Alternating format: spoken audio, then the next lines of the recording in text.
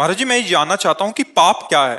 क्या अपने जो कर्तव्य कानून के विरुद्ध आचरण होता है उसमें ही तो दंड मिलता है। तो भागवती कानून है, गीता, वेद, धर्मशास्त्र, ब्रह्म ऋषि, उसके विरुद्ध जो आचरण होता है उसे पाप कहते हैं। शास्त्र के विरुद्ध पाप आचरण और शास्त्र के अनुकूल पुण्य आचरण। जैसे हमारी बहन है, स्त्री है, पत्नी है, वो भी स्त्री है, माँ है, वो भी स्त्री है, पुत्री है, वो भी स्त्री। चारों स्त्री स्वरूप हैं, लेकिन चारों के साथ हमारा व्यवहार बिल्कुल अलग अलग होगा, नहीं होगा। अगर वो चारों के साथ व्यवहार एक जैसा करता तो पापाचार्य है। चारों में भगवान बराबर है, चारों का स्त्री स्वरूप है, पर चारों का व्यवहार अलग अलग होगा, नहीं होगा। बेटी का व्यवहार एक अलग है, बहन का व्यवहार अलग है, माँ से व्यवहार अलग है, और पत्नी से एक अलग व्यवहार है।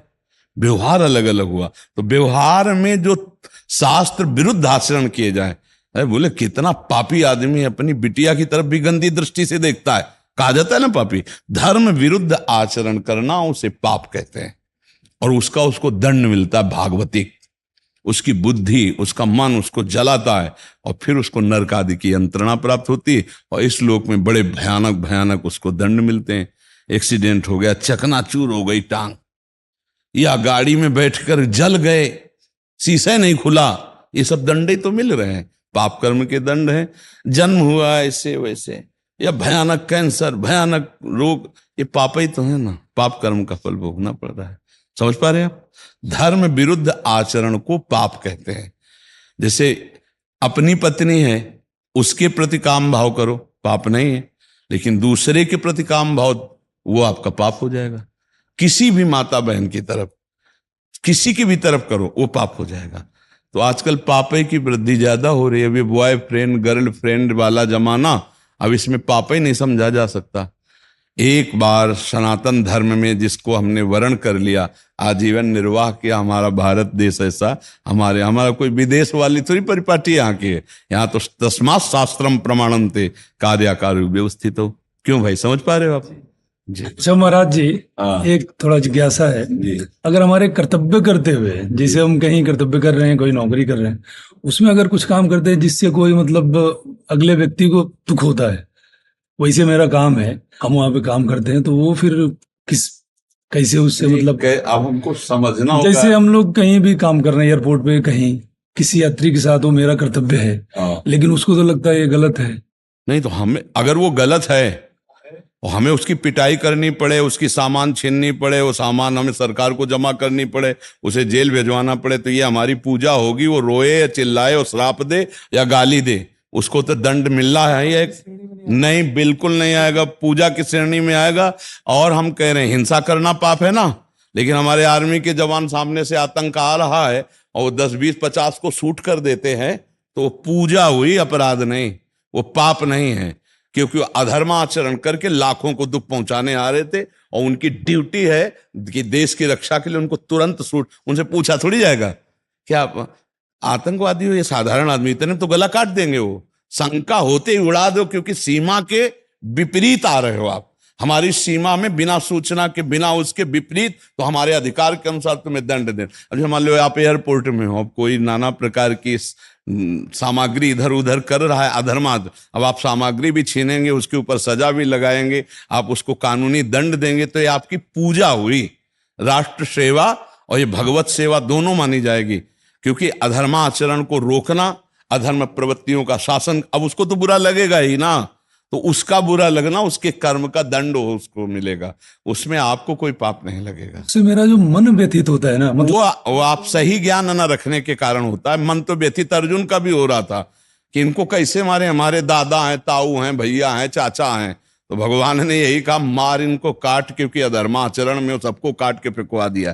तो उसी के लिए हमें मार्ग नहीं, बिल्कुल मार्ग, मन व्यथित ना, धर्म विरुद्ध आचरण मत करना। धर्म आचरण, अगर आपको अधिकार पद मिला है, हम इसीलिए बताया, आपको सरकारी अधिकार पद मिला है कि आप ऐसे ऐसे करें, और उसके समय आपको पिटाई करनी पड़ती है, वो जो दूषित पदार्थ लिए जा रहा है या धर्म विरुद्ध, कानून विरुद्ध पदार्थ लिए जा रहा है, उसको छीनना, सरकार को समर्पित करना, उसको दंड देना, उसको सजा दिलाना, ये आपका कर्तव्य है। आपको दुखी नहीं होना। उसमें आपको आनंदित रहना है। धर्म से चलने वाले को दुख नहीं भोगना है, दुखी नहीं होना है। ये तो समझना पड़ेगा, अपने कर्तव्य को समझना दुखी होने के लिए थोड़ी है। मान लो डॉक्टर है, अब इतना बड़ा सड़न पैदा हो रही कैंसर के, वो काटेगा, अब वो कह दे कि मैं तो नहीं नहीं, उसका कर्तव्य, अगर वो दया करेगा, काटेगा नहीं तो पूरा शरीर नष्ट कर देगा कैंसर। ऐसे ही अगर वो अधर्माचरण करने वाला, कानून विरुद्ध स्मगलिंग करने वाला रोका नहीं जाएगा तो वो बहुत फैलाव करेगा, वो हमारे देश में बहुत प्रकार की हानि पैदा करेगा। तो ये ऐसा, जैसे वो डॉक्टर है ना, अंग काट करके और उसके पूरे शरीर को बचा रहे हैं, ऐसे 10-20 आदमियों को जो दूषित हैं उनको दंड दे के जेल भेज के आप लाखों का कल्याण कर रहे हैं। तो आप अपने कर्तव्य का पालन कर रहे हैं, ना कि अधर्माचरण कर रहे हैं। जी, आखिरी जिज्ञासा एक है, हाँ बोलिए। प्रार्थना है आपसे। जी जो चीजें हमें दुख या सुख के रूप में मिल रहा है, जी वो पति पत्नी पुत्र धन, जी। जो भी नौकरी, जी वो मिलने के बाद अगर ज्यादातर दुख मिल रहा है और हम अभी जो शरीर हमने पाया है, इसमें हमने देखा है कि हमने कुछ नहीं किया, किसी को सजाया नहीं, कुछ नहीं किया, कोई घूस नहीं लिया, किसी के साथ रंग भेद ये नहीं। अब इतना को उत्तर ले लो, फिर आगे पूछ लेना। अगर हमारी पुरानी फसल जिस अन्न की हुई है और अब नई फसल हमारी बहुत बढ़िया क्वालिटी की है, लेकिन खाना तो हमको पुराना माल पड़ेगा। अब नई फसल जब कटेगी तब आएगी, समझ रहे हो? तुम तो पाप किए हो कि नहीं तुम जानो, लेकिन हम जिंदगी में पाप किए हैं कि नहीं हम जानते हैं। बचपन से बाबा जी दोनों किडनी फेल हैं। ये हमारे पूर्व का काम है।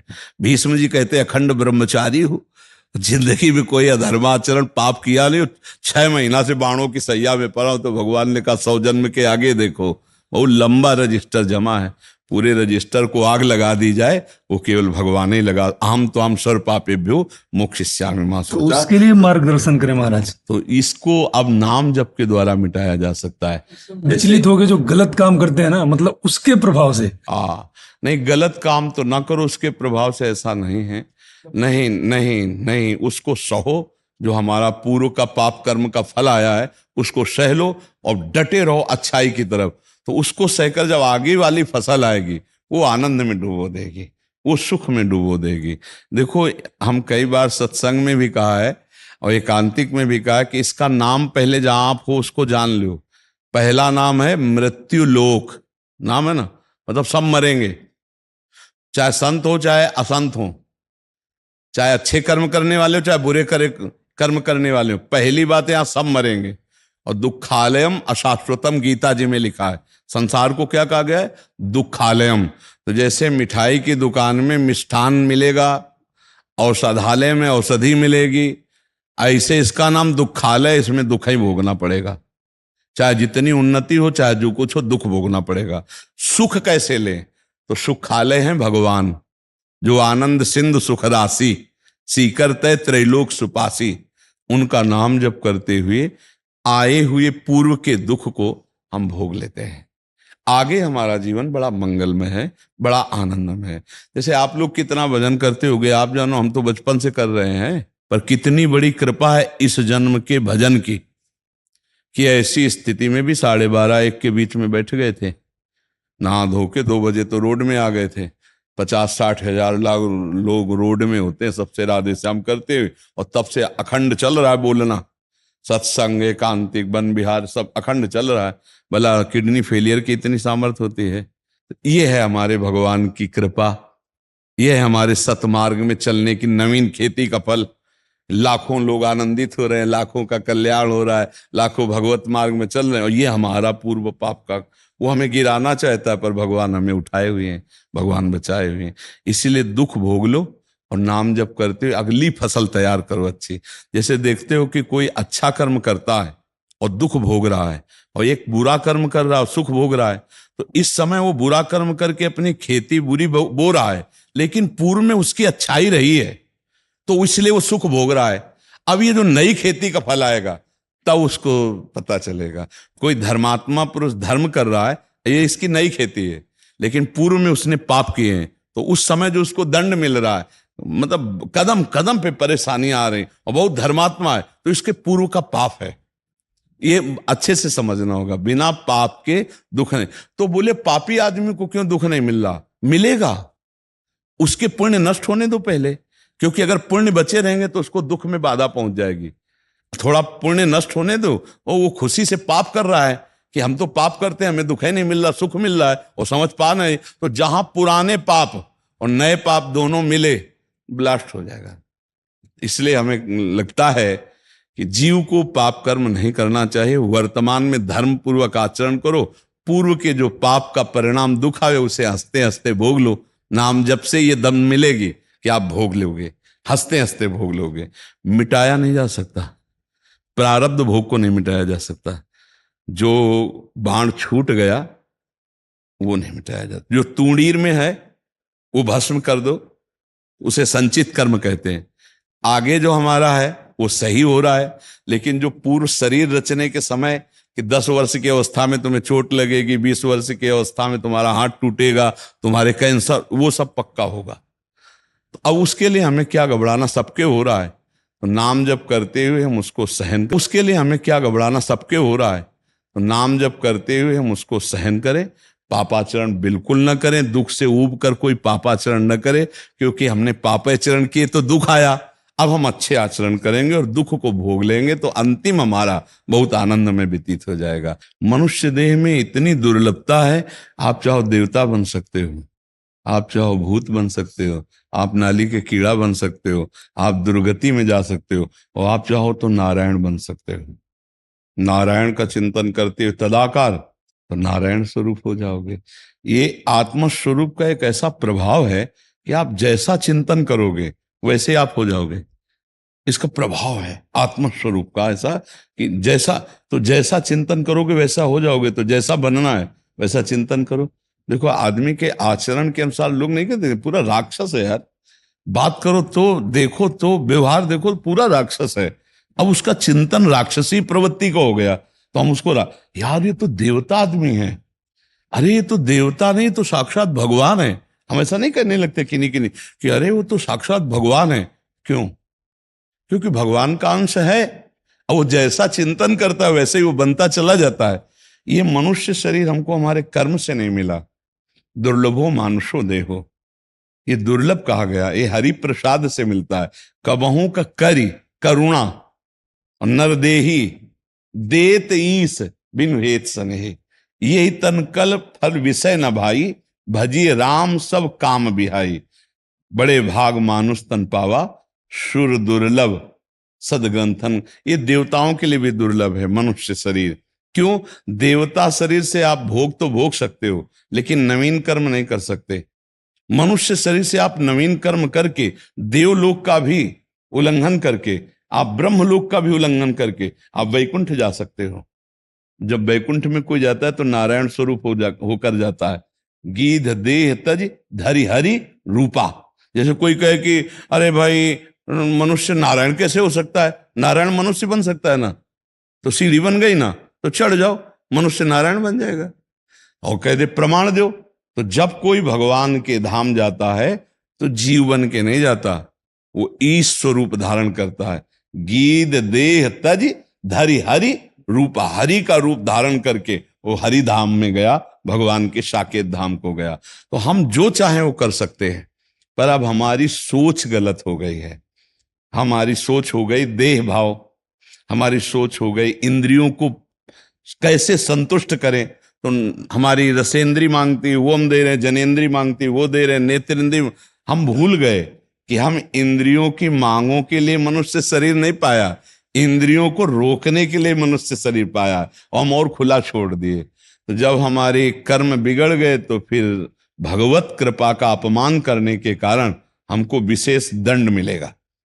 पापाचरण तो होंगे ही, उनका दंड तो मिलेगा, लेकिन विशेष दंड मिलेगा कि भगवान ने तुम्हें मानो दे दी थी अपने कल्याण के लिए, और तुमने और मनमानी पापाचरण किए तो जो न तरह भवसागर अस समाज नर पाए, स्वति निंदक मंदमति आत्महनन गति जाए।